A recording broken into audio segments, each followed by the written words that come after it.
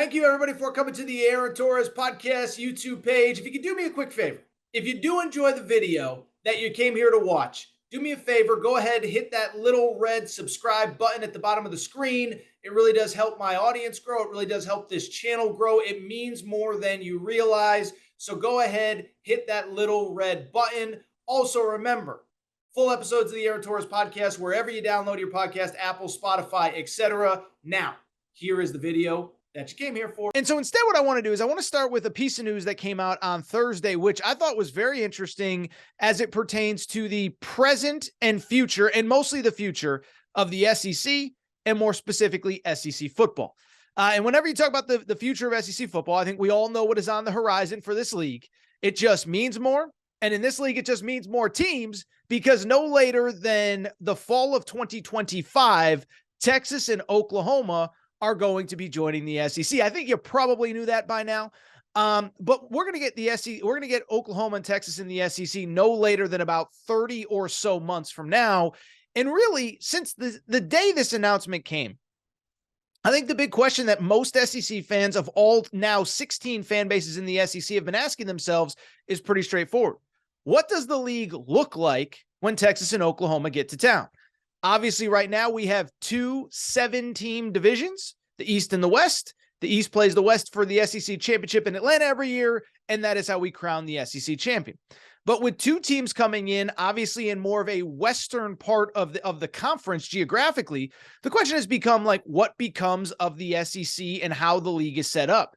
Do you put both Texas and Oklahoma in the West and shift two teams east? Do you put one in the West? Do you put one in the East? Do you eliminate divisions altogether? Do you go to 4-team pods of 4 teams each? What do you do to figure things out? Well, on Thursday, we may have gotten a little bit of clarification on that, because Greg Sankey was speaking in South Carolina. And credit to my buddy Mark Ryan, a radio host down in South Carolina. He was at whatever availability that Greg Sankey had. And Greg Sankey, this conversation came up. And here is what Greg Sankey had to say. This is not a direct quote, but it is almost verbatim from my buddy Mark Ryan, radio host in South Carolina. Greg Sankey says, according to Mark Ryan, that's Mark M-A-R-C Ryan on air on Twitter, if you missed the tweet. Greg Sankey says the league is looking at going to a single division and is leaning heavily in that direction, moving away from 2 divisions, no 4-team system. So to be clear, this is not finalized. And to also be clear, because a lot of the big J's who got paid to go cover the SEC meetings down in Destin back in June pointed out that Greg Sankey had kind of hinted at this back in June. But the bottom line is, when he says this now publicly for a second time, I don't think he's saying that unless it very much appears to be where the SEC is going. I think it's absolutely fascinating. Let's break it down. Let's talk about this from all angles, because you talk about something that has a ripple effect on the future of the SEC. I believe for all 16 schools, this is big, big, big news. Now, first of all, if you get rid of divisions, I do think it's frankly kind of a good thing, right? Like I get why we started doing divisions back in the early 90s. It created this cool thing called the conference championship game. It was an extra game. It made a lot of money. Teams that wouldn't normally play each other got a chance to play each other. I know the first year it was Florida and Alabama. It was a classic game, blah, blah, blah, blah, blah, blah, blah, blah, blah. So we get why conference championship games were formed. And I also think they I don't want to say they've come full circle, but it doesn't feel like divisions are any longer the best way to determine a champion, right?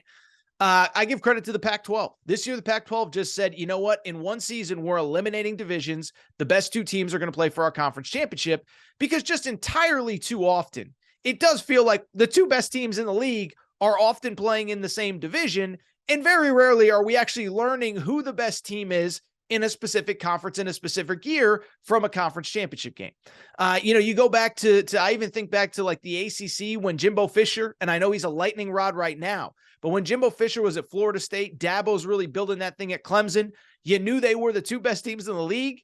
And once they got past each other, they had to go play some other scrub from the other division to kind of justify a quote-unquote conference championship.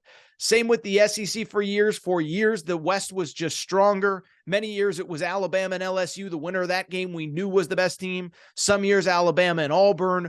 whatever. Now, credit to Georgia because they've risen up over the last couple years, but there's been many years where we kind of knew who the best team was before we got to Atlanta. Alabama surviving the West, they had to play a bad Florida team or a bad Missouri team for a few years or whomever.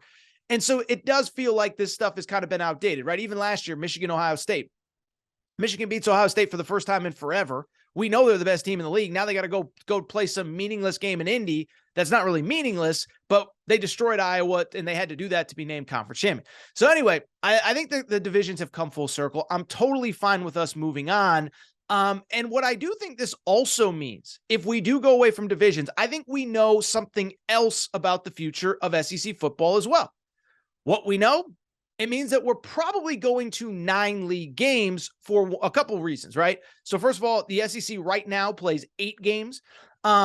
And it's cool and it's fine, but it's kind of this weird thing where you play 6 teams every year, but then there's a bunch of teams that you don't really ever play. And so I think we go to 9 conference games for a few reasons. One, it just simply makes more money.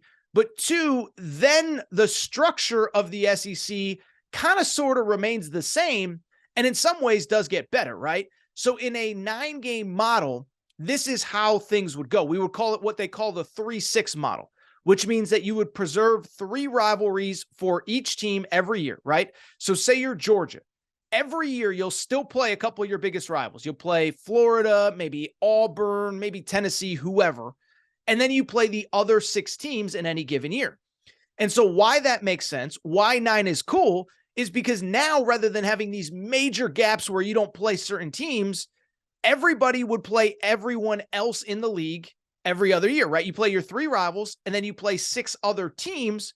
The next year, the other 6 teams would rotate, which means you play all 16 teams in your conference, the 15 teams beside you, at least once every 2 years.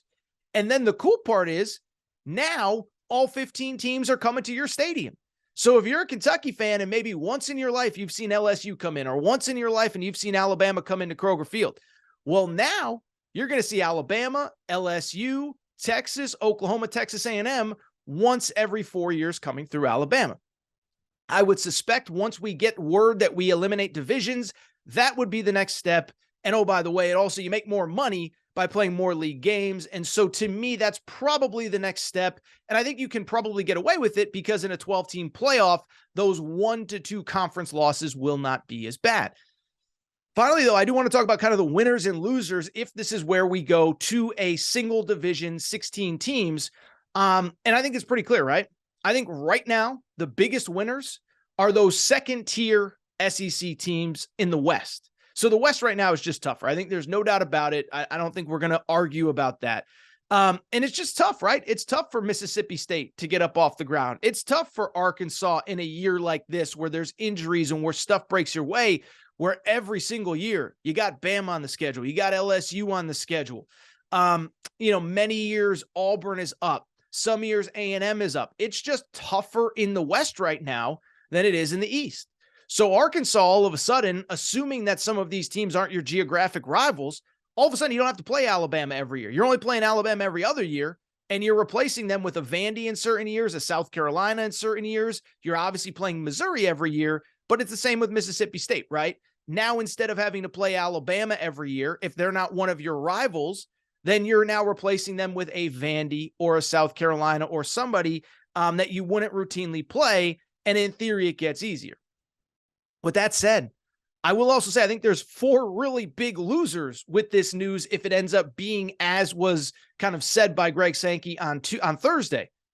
And that's kind of those middle to bottom tier SEC East teams right now, right?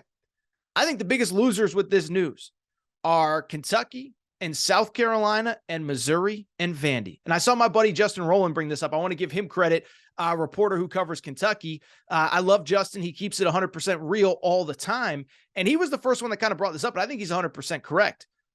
It's the exact opposite for those schools where now, yes, maybe you get 1 or 2 of them as a rival, but now you got to replace a Vandy every year with a Vandy every other year. And that other year, it's going to be Alabama instead, or it's going to be Texas instead, or it's going to be Oklahoma instead, or you're going to have to play 2 or 3 of those teams every year instead of a year like this where Kentucky, their cross-division games were Ole Miss and Mississippi State. Now, Ole Miss happens to be good this year, but that's a pretty manageable schedule most years.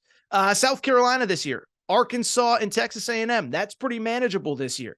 So you go on and on down the list, and I think these teams are the biggest losers, and they're the biggest losers for the reason that I just said. Right now, the structure is set up where you're really built pretty nicely to, at minimum, make a bowl game, right? Because you have 4 out of conference games. 3 of them are probably going to be against Group of 5 or FCS schools. You'll have your rival in a power conference. For Florida, it's Florida State. For South Carolina, it's Clemson. For Kentucky, it's Louisville. So you have your built-in rival, but you have 3 pretty easy out of conference games. Well, now if we go to 9 league games, one of those is going to be eliminated. And then on top of that, all of a sudden, those built-in wins that you need to get to 6-7 wins and bowl eligibility, now 2 or 3 are gone every year. And so to me, that is why, and I go back, I'll tell you where I go back to when I hear a piece of news like this. I go back to the day that Texas and Oklahoma, the first rumor broke at SEC Media Days 2 years ago. And I said, I don't know if they're going to get enough votes, because if I was a Mississippi State, if I was a Kentucky, if I was a South Carolina, a Missouri, a Vanderbilt, the last thing I want to do is bring more good teams into this league. And so when I think about what a single division, what a 9 conference games where you play every team every other year, I go back to that first day that this news broke at the SEC Media Days, because what I said, I just don't know. If I was South Carolina, I'd be voting against it. If I was Kentucky, I'd be voting against adding those 2 schools. If I was Missouri, I'd be voting against adding Texas and Oklahoma. And the reason is pretty straightforward, right?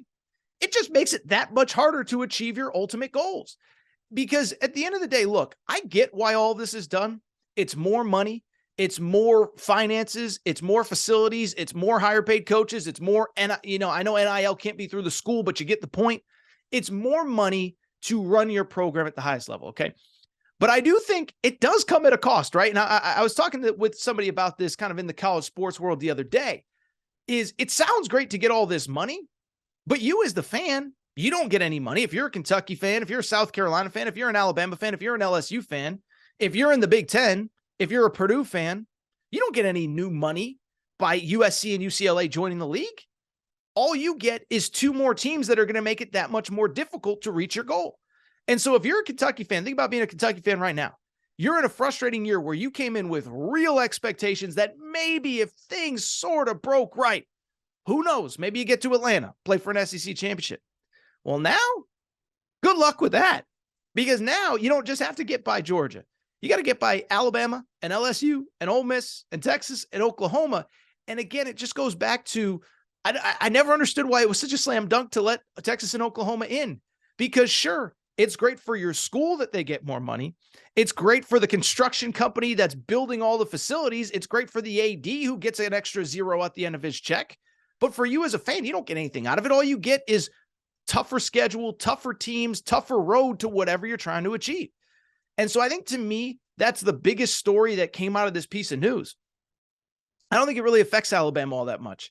I don't know that it affects LSU or Georgia or even Texas A&M. But I do think it affects Arkansas and Mississippi State in kind of a good way. And I think it really, really, really hurts Tennessee or Kentucky, South Carolina, maybe Tennessee in a down year too. Tennessee's up this year. But the wrong thing happens. Josh Heupel leaves for some reason. All of a sudden now you got to dig your way back up. I just go back to the day that this announcement was made from the SEC that these 2 schools were coming. I never understood why there wasn't more pushback. And I think we're starting to see now, okay, it was cool here in Texas, Oklahoma, but now you're going to have to play them every couple of years, and it's not going to be easy.